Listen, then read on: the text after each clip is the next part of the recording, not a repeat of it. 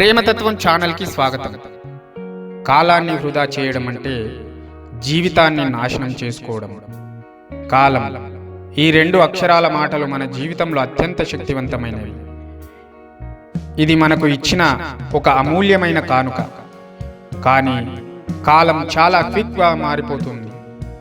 ఇది ఒక విధంగా గిట్టుబాటు కాదని అనుకున్నప్పుడు అది మనం పట్టుకోలేని ఒక క్షణం అవుతుంది. మనం ప్రతిరోజు సమయాన్ని వృధా చేసుకుంటాం. మనం పనికి, ఆటలకు, విశ్రాంతికి గడిపిన సమయం మళ్ళీ తిరిగి రావడం లేదు.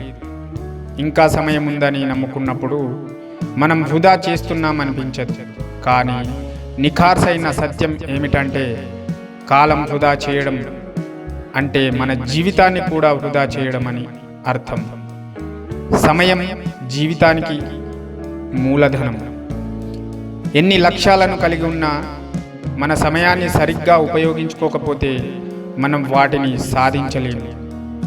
మనం మన లక్ష్యాలను గమ్యంగా నడిపించడానికి సమయం చాలా ముఖ్యమైనది. రేపు చేయాలి అనే ఆలోచనను వదిలేయాలి. మన జీవితం ఖచ్చితంగా ఇప్పటికీ మిగిలి ఉన్నది. మనలో ప్రతి ఒక్కరికి 24 గంటల సమయం మాత్రమే ఉంది.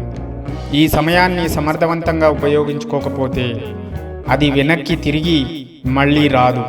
ఇంకో రోజు చేస్తా, రేపు చేస్తా అని అనుకుంటూ వాస్తవాన్ని నిర్లక్ష్యం చేస్తారు. కానీ రేపు అనే రోజులు ఎప్పటికీ రాలేవు.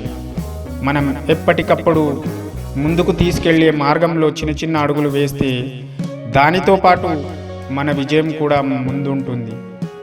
ప్రణాళిక చేసుకోవడం. ప్రతిరోజు ప్రతి గంట అనుగుణంగా మనకు కావలసిన ప్రణాళికను తయారు చేసుకోవడం. వదిలిపెట్టిన పనులను వాయిదా వేసుకోకుండా మన స్వప్నాన్ని మరియు లక్ష్యాలను నిరంతరం కృషి చేయడం. ప్రతి క్షణం విలువైనది. గమనించండి, మనం చేసిన ప్రతి చిన్న చర్య ఒక దారిని చూపిస్తుంది. అంతేకాదు, మనం ప్రతిరోజు సమయాన్ని విలువైనదిగా భావించి పని చేస్తే ఒక్కరోజు మన లక్ష్యాన్ని చేరుకుంటాం.